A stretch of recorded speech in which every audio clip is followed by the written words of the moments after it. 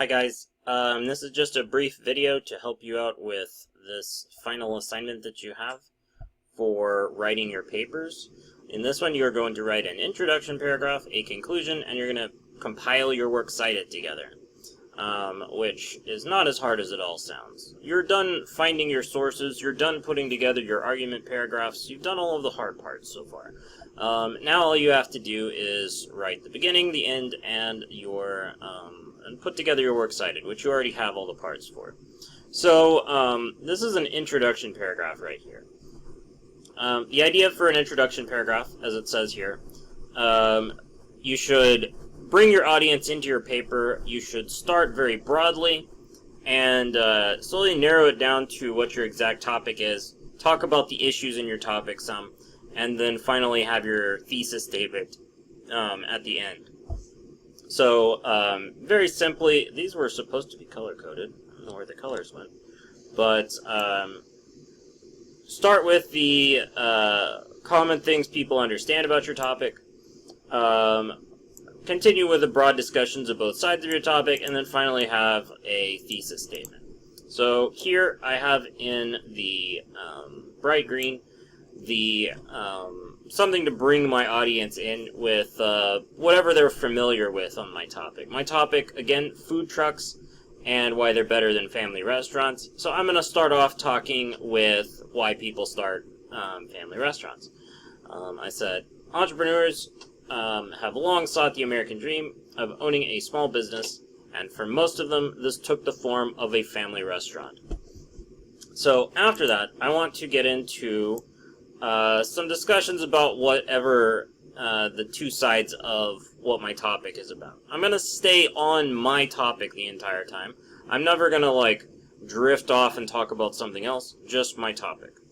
But, yeah, I'm going to talk about the difference between owning a restaurant and owning a food truck. Typical family restaurants require owners to rent a building, buy thousands of dollars of equipment, hire staff, and take losses for years before turning a profit. The success or failure of these restaurants rely on the owner's management ability and the quality of food, as well as factors beyond anyone's control, like the economy and location. So, I started off just showing, the downsides of a restaurant, some of the difficulties that go along with it. Now I'm going to show some of the good things about food trucks instead. As a result, most of these businesses close within 5 years, leaving the owners with a pile of debt. However, the modern innovation of the food truck has allowed entrepreneurs to avoid these risks. So yeah, I've covered a lot of the different issues that I'm going to cover later in my paper, just very briefly. Just giving them enough to think about these before we actually get into explaining them in detail. Finally here, I have my thesis statement. You already wrote a thesis statement in your outline. Your thesis statement should just be what you're arguing for, as well as the reasons that you're arguing for it. So my argument here is that food trucks are better startups than brick-and-mortar restaurants, and my reasons are because of low cost, modern health concerns, and the ability to change location. So, very easy. Bring my audience in, show them what I'm going to be talking about, and then end with my thesis statement. So that's an introduction. For a conclusion, you're kind of reversing a lot of that. This is my very short conclusion paragraph that I wrote here. Your conclusion doesn't need to be very long. Mostly what you're going to do is restate what you're talking about in different words. I've basically restated my thesis here by saying food trucks are the future of the restaurant industry. Food trucks are not only cheaper and cleaner than regular restaurants, but their mobility ensures they never have to run out of business. And then after that, I'm going to put my argument in a wider context. You could also have a call to action here. You could do a lot of different things to conclude your paragraph. But I'm very simply going to show why this sort of trend that I'm talking about is also part of other businesses as well. In today's ever-changing marketplace, adaptability is the most important feature of any business that any business can have. If restaurant owners continue to rely on old business models, food trucks will take their business and literally leave them behind. So that's a little joke about them being in a truck and being able to drive away. Okay, so yeah, it doesn't have to be very long. You might want to make it longer if you don't have 1,000 words yet, but you can by just talking about the issues a little more. Finally, works cited page. So when we were in the library and when we were making our bibliography entries, we found all of these works cited citations, one for each of your articles. And so a works cited page is very simply a list of all of those in alphabetical order. And it should look something like this. You should have works cited at the top, everything should be double spaced, and then the first line of each one should be justified all the way to the left, and you should then indent every line after that for each one of these citations. So this altogether is one citation. The first line is all the way to the left, and then each line after that is indented a little bit. We got these citations from Academic Search Complete. If you didn't get one from there, then you'll probably need to create one.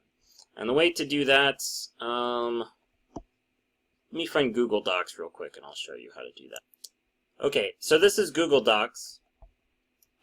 This is probably the best way that I know to make a works cited page.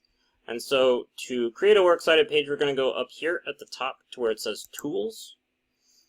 And then we are going to go down to where it says Citations. And we're going to click MLA 8th, I guess that would be fine, and add citation source.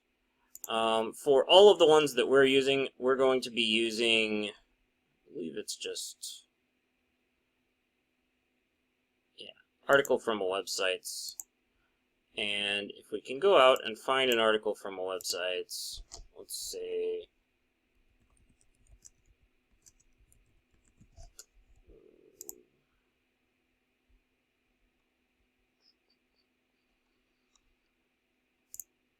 this one will work. You copy paste this in here. This one will probably already have been cited at some point.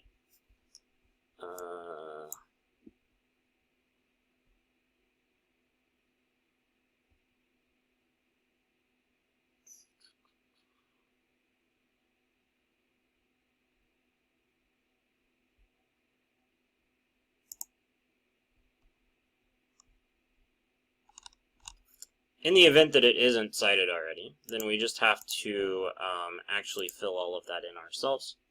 I guess no one's ever used this in a paper before. So if we look here, we can see that the author's name is Jordan Green. We're just going to go here and we're going to fill in our author's name.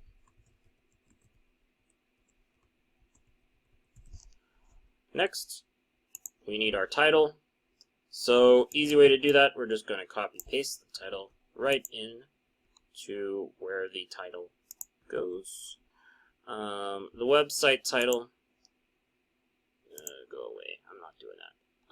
Website title here is sportsnews.com. We can just copy this part.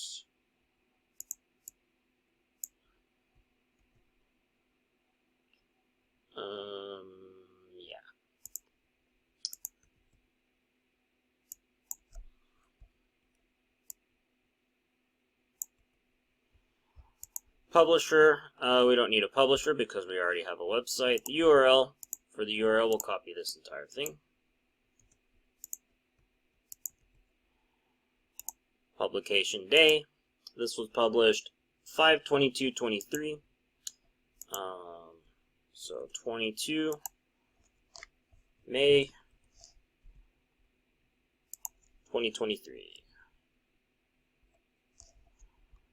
Day accessed is today, so I'm accessing this on 21 September 2023. and we don't need a short title. So, I have my citation in here. Now, if I wanted to use this citation actually in my text, and I had and I was writing my text here, then I could say